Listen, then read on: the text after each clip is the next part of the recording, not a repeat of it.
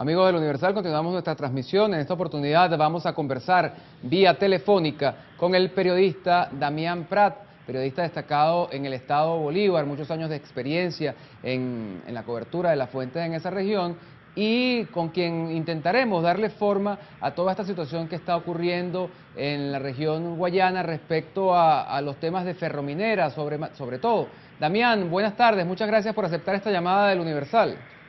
Buenas tardes, Alfredo. Buenas tardes a todos los televidentes de El Universal TV. Mucho gusto en estar con ustedes. Gracias, Damián. Damián, ¿puedes ayudarnos a poner en contexto esta situación por la que atraviesa Bolívar en este momento respecto a las llamadas empresas básicas? Quizá pudiéramos hablar de Ferrominera, que es la que está en el tapete, pero pareciera que es una situación que se repite. Sí, bueno, ciertamente tenemos allí un problema, vamos a decir, general, ¿no? De todas las empresas básicas con sus características y particularidades cada uno. No son exactamente iguales todos los casos, pero todas tienen un problema grave de improductividad, de quiebra económica, de caída severa de su capacidad de producción, de violación masiva de los derechos laborales, todos los contratos colectivos vencidos, bueno, toda clase de deudas con los trabajadores, con los proveedores, en fin, y en todas además fenómenos que tienen también que ver con hechos de corrupción, que algunos de ellos los hemos venido, en mi caso particular, yo los he venido denunciando por varios años sin ningún efecto a nivel de las autoridades gubernamentales. En cambio sí con mucho efecto a nivel de los trabajadores, de las empresas, etcétera, que sí le han tomado generalmente mucho interés al asunto, ¿no? Pero no soy solo yo, eso en realidad mucha gente lo ha hecho desde medios de comunicación, desde adentro de las empresas, dirigentes sindicales, incluso gente del oficialismo, hay que decirlo, también algunos de ellos. No son muchos, pero algunos de ellos han sido también constantes en esas denuncias, en fin. Bueno, ahora, claro, estalló este caso de Ferrominera que, bueno, ha causado bastante revuelo y con toda razón por todas las cosas que están implicadas allí. Pues, además es un caso un tanto complejo en el sentido de que no es un solo hecho específico que tú te puedes centrar, sino que se trata de varias cosas, dentro de las cuales la más grave de todas es la comercialización ilegal de mineral de hierro, con severo perjuicio para la empresa y para la nación, y alrededor de ello pues unos negocios de corrupción que han dado ya al traste con el que fue presidente de la empresa por 7 años, que está detenido y sometido a juicio. Ya de hecho el tribunal confirmó su detención y su pasado a juicio, y también otro grupo donde está un empresario que es del entorno del gobernador Rangel Gómez, propietario además de un diario y bueno de numerosas empresas, etcétera, y también algunos gerentes. Eso es lo que tú denominas. Además se complicó por un caso de extorsión, porque un funcionario militar que estaba haciendo la investigación, aparentemente, de acuerdo a la investigación, bueno, decidió aprovecharse y en la casa de ese empresario extorsionaba a los implicados. La cifra era de $20 millones. Se pueden ustedes sacar más o menos la cuenta de qué tamaño sería el negocio para que la extorsión sea de 20 millones de dólares. Bueno, en fin. Lo cierto es que ese es un caso que está ahorita como muy en ebullición, ¿no? Noticioso, pero no es el único. Eso que acabas de describir, Damián, es lo que tú denominas el cartel del hierro.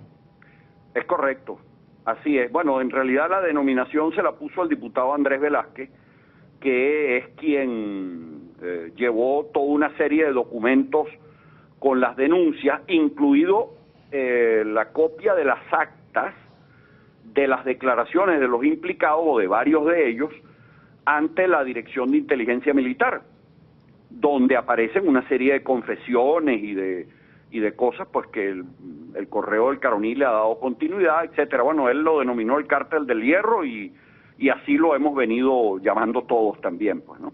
Ahora, Damián, tú que has estado haciéndole seguimiento a lo largo de los años a esta realidad en Guayana, ¿qué impacto puede tener esta situación en la vida diaria de quienes viven en el estado Bolívar? ¿Hasta qué punto esto se convierte en un punto de inflexión, en un punto de no retorno respecto a creer o no en quienes dirigen los destinos de la región?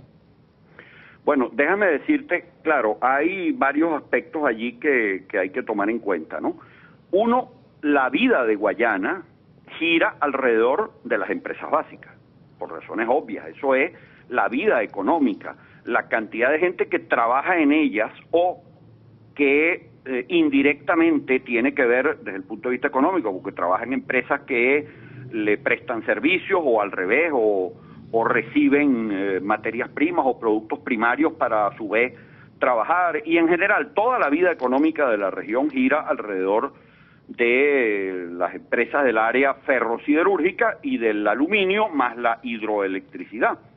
Entonces, bueno, pero yo quisiera apuntar, Alfredo, que me parece muy importante porque de esto se habla menos, y es el impacto que eso tiene sobre el resto de Venezuela.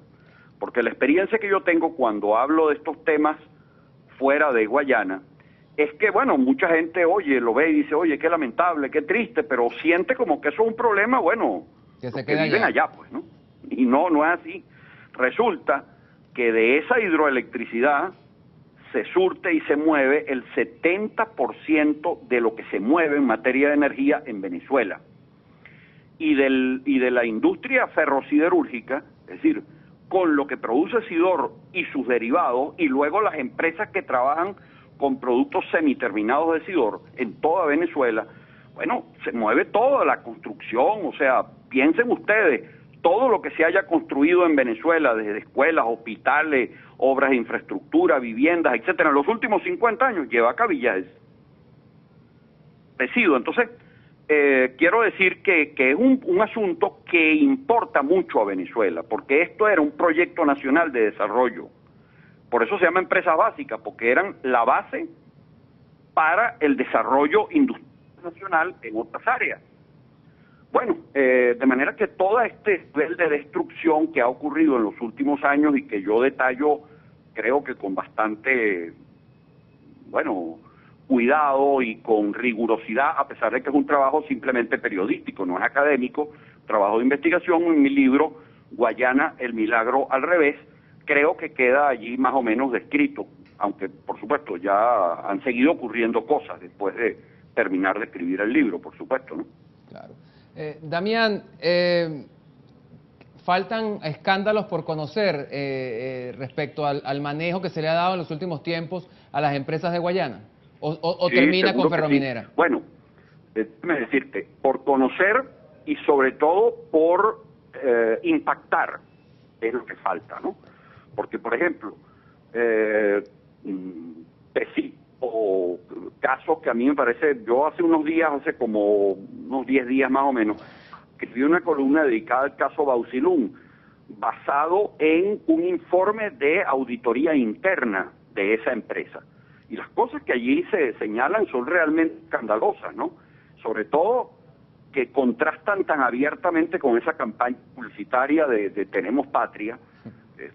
Bueno, ahora no sé si podría darte algunos ejemplos, pero la producción de bauxita en Venezuela era normalmente 5.800.000 toneladas más o menos, ¿no? Y aproximadamente, pues siempre un poquito más, un poquito menos cada año. Y los últimos 2, 3 años ha estado por debajo de 2 millones de toneladas. Ya nada más eso es un escándalo, pero ya va, es que hay mucho más. Entonces resulta que estamos importando bauxita, es una vergüenza. Estamos importando bauxita a un costo de $85 aproximadamente por tonelada, cuando el costo de producción nuestro en el país es 35.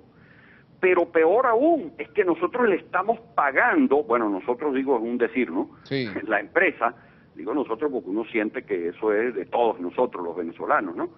la empresa le está pagando a unas empresas que le prestan servicio con cupos de bauxita y se lo coloca a 32, mientras está importando a 85.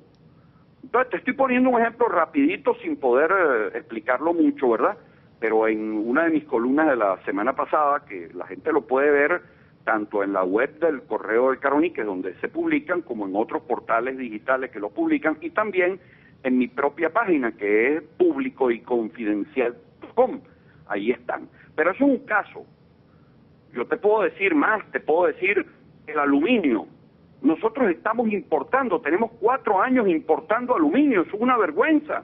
Nosotros éramos un país exportador de aluminio.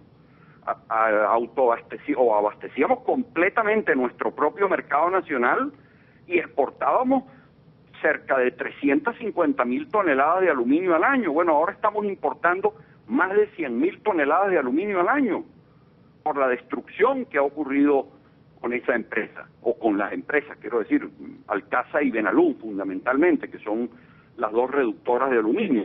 Sí. Pero no, es que es todavía mucho más que eso, y son muchos otros casos. El caso del contrato de venta de mineral de hierro con $20 de descuento a la tonelada con una transnacional de China, el caso de los préstamos de la transnacional Glencore al gobierno que se están pagando con alúmina, y a ellos se les compra la bauxita importada. Es una vergüenza.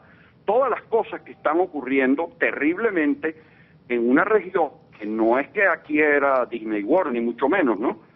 Aquí había motivos de política, etcétera, pero no este nivel de ruina y destrucción en lo que era un proyecto de desarrollo de la nación, porque eso era, con virtudes y defectos, pero eso era. Bueno, muchísimas gracias, Damián Prat, por habernos acompañado esta tarde, por habernos de alguna manera hecho recordar, tocar la campana, prender las alarmas respecto a que lo que ocurre en Bolívar, lo que ocurre en las empresas básicas, es una situación que ciertamente impacta, afecta a todos los venezolanos, por cuanto, por el hecho de ser básicas, sirven de base para buena parte de lo que es la economía venezolana. Muchísimas gracias nuevamente a Damián Prat, periodista venezolano, radicado en el estado Bolívar, columnista del Correo del Caroní. Amigos, nosotros vamos a hacer un corte y a la vuelta les invitamos a ver la reposición de la entrevista que le hiciera nuestro compañero de la sección de deportes del Universal, Samir Jiménez, al karateca venezolano Antonio Díaz. Nos vemos.